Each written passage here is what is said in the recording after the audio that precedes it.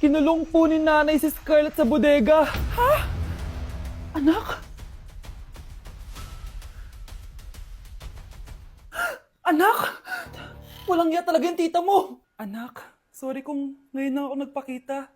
Pinakulong kasi ako ng babaeng yan! Deserve mo makulong! Ikaw ang ikukulong namin dahil child abuse ang ginagawa mo. Ano? At hindi mo na din makukuha ang 50% ng mana. Hindi pwede! Nay, masaya ako na nandito ka na. At hindi na din tayo maghihirap dahil sa pamana ni tatay. Masaya din ako, anak. Siyempre kasama ka dito sa Manta.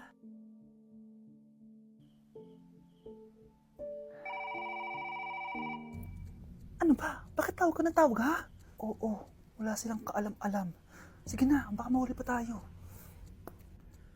Sa wakas, sa atin na ang mana. Maghahati tayo dito. Palayasin mo na yung mga batang yun, ha? Ako bahala. Ang galing talaga natin magpanggap date. Mga anak, aalis na tayo dito sa bahay. Lilipat tayo sa mas malaking bahay. O eto, mga gamit nyo, inimpake ko na. Talaga, Nay? Scarlett, huwag ka maniwala dyan. Nagpapanggap lang yung nanay mo. Samantha, ano yung mga pinagsasabi mo? Magjowa sila ni attorney. Sinet up nila tayo. Ganyan ba ang ugali mo, Samantha? Kaparehas ng nanay mong sinungaling? Samantha, ano ba? Kung ayaw mo sumama, edi wag. Sige, kung totoong anak mo talaga si Scarlett, saan at kailan mo siya ipinanganak? Ang dali naman yan. Edi sa Manila. Pinanganak ako sa ibang bansa. Hindi ikaw ang nanay ko. Ay, oo nga pala, sa ibang bansa pala. Sorry, nakalimutan ko. Ang dami namang drama. Total, nasa amin na ang mana. Umalis na kayong dalawa. Kung ayaw niyong pati kayo, ipakulong ko. Kung meron mang makukulong, kayong dalawa yon. Salamat sa pagtawag, Samantha. Inaaresto kita, attorney, sa kasong panloloko. Palpak ka talaga! Naisahan niyo ako ngayon, ha? Hindi pa ako tapos sa inyo. Talagang sinira mo yung sarili mo, attorney, para sa pera. At ang dami mo na palang naloko. Samantha, huwag na tayong maghiwalay, please. Oo, Scarlett. Dito lang ako palagi sa tabi mo. Kayong dalawa, mag-ingat kayo palagi, ha? Gamitin niyo na maayos sa pamana ng tatay niyo. Salamat po. Nakikiramay po ako sa pagkawala ng asawa niyo. Masakit para sa amin ang pagkawala niya. Kailan pala namin makukuha yung mga ipapamana niya sa amin?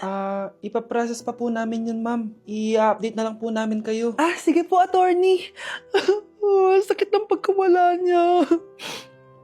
Nay, tignan mo, may medal ako. Oh, ano namang paki ko dyan? Di ka ba proud sa akin? Hindi. At wala akong paki sa'yo. Iniwan ka na ng tatay mo, di ba? Kaya pwede ka nang umalis dito. Bakit ka ba ganyan sa akin, Nay? Huwag mo nga akong matawag-tawag na nanay dyan. Kadiri! Hindi kita anak. Ang nanay mo, wala na. Malandi kasi. Nay, gutom na ako. Ay, gutom na baby ko. Wait lang, mag-order ako ng steak for you, ha? Yay! Steak, my favorite! Ampun lang pala ako. Nasaan na yung totoo ko, nanay?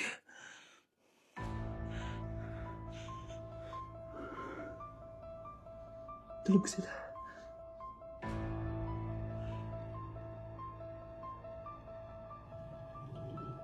Nasaan na yun? Ito ba si nanay? Ay! Sino ba ito tumatawag na to? Muntik na yun. Attorney? Hello ma'am, may update na po sa ipapamana ng namatay niyo pong asawa. Sige. Punta ka dito sa bahay. Sa wakas, ito na yung araw na pinakahihintay ko. Hoy, ikaw! Pag dumating dito si attorney, magtago ka. Hindi niya pwedeng malaman na may isa pang anak ang asawa ko. Sige po. Ma'am, nakuha na po namin yung last will and testament ng asawa niyo. Ang nakasulat po dito ay, ang 50% ng kayamanan niya ay mapupunta po sa inyo. Ha? Mali ata yan, attorney. Dapat 100% ang mapupuntang kayamanan niya sa amin. Kami lang ang pamilya niya eh. Bali ma'am, ang nakasulat po kasi dito ay ang isang 50% po ay mapupunta sa isa niyang anak. Ano? Baka yan yung isa naming anak na nawala. Oo, sa amin na lang yan. Ako ang isa pang anak ni Ramon. Wow! Anak, di ako makapaniwalang may pinapatayo na tayong bahay. Nay, deserve natin to. Ang tagal niyo din to pinaghirapan. Ma'am, saan ko po ilalagay itong mga semento? Doon na lang sa gilid, kuya. Sige po, ma'am. Excited na ako matapos tong bahay natin, anak. Saan dito? Hoy! Hoy, huwag ka pupunta dyan! Grabe nangyari sa kanya. Naman siya. Ba't ang daming tao? Engineer, anong meron? Ma'am, yung isa sa mga trabahador namin, nakuryente tapos natabunan ng semento. Ayun, namatay. Ha? Paano nangyari yun? May nag-utos ata sa kanya na ilagay yung semento sa gilid. Madami live wire dun eh. Nay. Ang problema, ma'am, kung tatanggalin pa namin yung katawan niya sa ilalim ng semento, baka hindi agad matapos tong bahay niyo. Hindi pwedeng hindi matapos agad tong bahay na to. Di bale, babayaran ko na lang yung pamilya nung namatay. Nay, sigurado ka ba? Sige po, ma'am. Sige na, ituloy niyo na yan. Congrats po, ma'am. Natapos din yung bahay niyo. Ang ganda, di ba? Wow, ang ganda. Maraming salamat, engineer. Una na po ako, ma'am. Anak, tara pasok na tayo. Wow, ang ganda ng loob. Nay, hindi talaga ako mapakali na may bangkay dito sa ilalim ng bahay natin. Huwag kang okay, anak. Kasalanan niya naman kung bakit siya namatay eh. Ay, matutulog na lang ako sa bago kong bahay. Wow, ang ganda ng kwarto ko. Ano yun? Kasalanan mo kung bakit ako namatay. Nay! Kuya, sundan mo yan. Sige po, ma'am. Sinasabi ko na nga ba eh, may tinatago ka sa akin. Ayan, kuya, huminto ka dito. Maglolo ko ka na nga lang sa matanda pa. Hoy, bayad mo! Humanda ka talaga sa akin.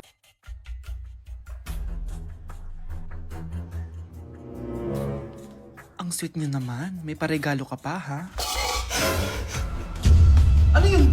Scarlett? Anong ginagawa mo dito? Manloloko ka! Pinagpalit mo ako dito sa matandang pangit na to? May paregalo ka pa, ha? Sa akin nga, wala kang binibigyan na regalo eh. Scarlett, magpapaliwanag ako. Manahimik ka! At ikaw naman, matandang pangit, sayong-sayo na tong boyfriend ko. Magsama kayong dalawa! Aba, walang respeto tong girlfriend mo Ano pinagsasabi mo, Scarlett? Nanay ko to. Excuse mo lang yan. Mukha nga nagtatago ka kanina eh. Nagtatago ako kasi isusurprise namin yung tatay ko. Ganitong babae ba yung gusto mo, anak? Yung walang modo? Nay, pagpasensyahan niyo na siya. Tita, sorry po. Anong sorry? Matandang pangit ako, di ba? Lumayas ka dito, babae ka. Sorry na, tita. Ayaw mo lumayas, ha? Brownie! Good boy! Tumakbo ka na! Anak, kunin mo yung cellphone ko sa kwarto. May tumatawag ata. Sige po, Nay. Sabi cellphone ni nanay. Anak, bilisan mo naman. Ay, salamat naman. Nakatae din. Scarlett, ba't nandyan ka? Di ba pinukuha ko sa cellphone ko? Pinagsasabi mo, Nay. Kanina pa ako dito sa loob. Nay, ito na po cellphone niyo. Sino yan, Nay? Bakit kamukha ko? Teka lang. Bakit dalawa kayong Scarlett? Nananaginip pa ako? Nay, ako yung totoong Scarlett. Ha? Sinungaling! Ako to, Nay. Ang totoong Scarlett. Sandali nga! Hindi na ako matutuwa sa inyong dalawa, ha? Isa lang ang solusyon dito. Magtatanong ako at kung sino ang makasagot ng tama, siya ang totoong Scarlett. Unang tanong, saan ako may balat? Balat? Nay! Sa puwet! Nay! Sa kifi. Tama! Kifi. Ha?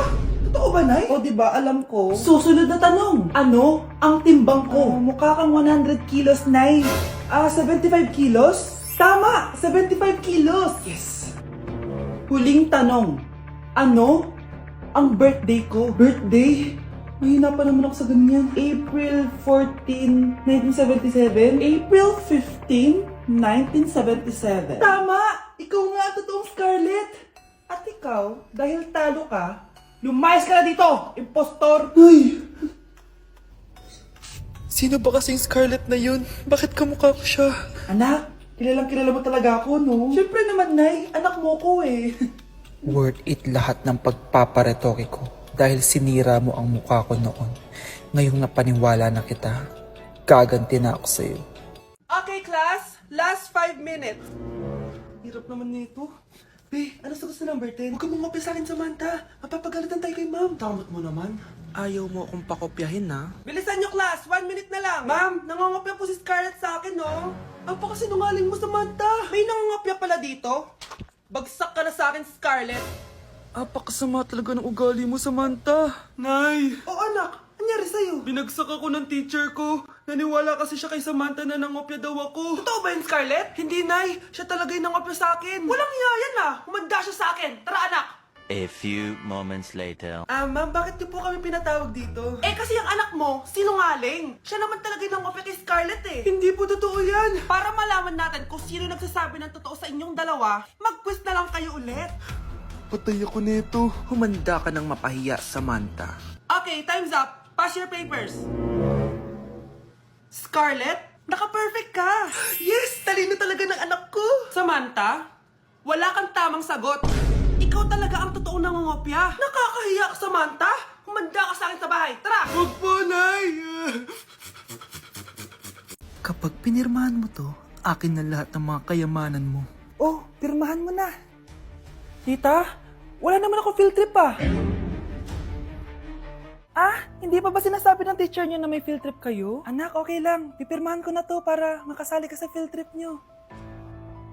Walang iya ka talaga, Rosa. Wala ka talagang titira sa akin, ha? Humanda ka talaga sa akin. Mabilis ka talagang utuin, Susan. Salamat, Mare. Ramon, napapirma ko na siya. Atin na ang bahay, pera at mga ari-arian niya. Magaling ka talaga, Rosa. Kaso kailangan na natin kumilos na mabilis. Kasi sabi ng doktor, nagre-recover na yung mata niya. Ano? Kaya bukas na bukas din, papalayasin na natin sila. Total, nakuha na natin ang gusto natin. Nay, bakit mo pinirmahan yun, ha? Maliban natin kung ano nilalaman ng papel na yun. Huwag kang mag-alala, anak. Malapit nang matapos ang maliligayang araw ng tatay mo at ng kabit niya. Tita, bakit may dala kang maleta? Aba, syempre. Lilipat na ako dito sa bago kong bahay. Ano? Tay, ano ibig sabihin nito, ha? Nakalagay dito sa papel na pinirmahan ng nanay mo na amin na tong bahay, mga sasakyan niya, at ang mga pera niya. Napakahayop nyo! Bakit ang ingay? Ano nangyayari? Nay, kinuha na nila lahat sa atin! Ayan, magsama kayo mag-ina. Ngayong nasa amin na ang lahat, pwede na kayong lumayas. Ramon, magse-celebrate tayo, ha? Ang galing nyo din, no? Ha? Nakakakita ka? Bago kayo mag-celebrate, i-check nyo muna kung pirma ko ba talaga yung nakalagay dyan. Hindi pwede to! Tay! Attorney! Kita mo naman kung ano ginawa na tong dalawang to, di ba? At nandito na rin ang ebidensya na magpapatunay na naghaharutan sila sa loob ng bahay ko. Anong gagawin nyo sa amin, ha? Mahal, huwag mo naman gawin sa amin to, please, oh. Magbabago ako, please. Oh, eh! Sorry kung natatapakan kayo pagka-love team nyo, ha? Arestuhin nyo na yung mga yan. Mag-celebrate kayo sa kulungan. Kayong dalawa, sumama na kayo sa akin sa presinto.